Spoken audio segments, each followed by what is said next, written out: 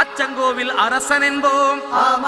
ஆரியங்காவு ஐயன் என்போம், குலத்து புளை பாலன் என்போம், எரிமேலி ஸ்ரீதர்ம சாஸ்தாவென்போம், சொரிமுத்து ஐயனார் அப்பன் என்போம், ஜோதிச ரூபன் என்போம், மகர்ஷி மர்தன் என்போம், மணிகண்ட சுவாமி என்போம், சுகுணவிலாசன் என்போம், சுந்தர ரூபன் என்போம், ஜாதி மத பேதமில்லா கடவுளாம், சத்திய வடிவான தெய்வமாம், ஆபத்தில் காப்பவனாம், அன்னதான பிரபுவாம், உலகத்தின் முப்பற்ற தெய்வமாம், சோதனைகள் செய்வானாம் ஆனா கைவிட மாட்டானாம். அப்படிப்பட்ட சாமி ரொம்ப சிறுசையா ஆனா சக்தி ரொம்ப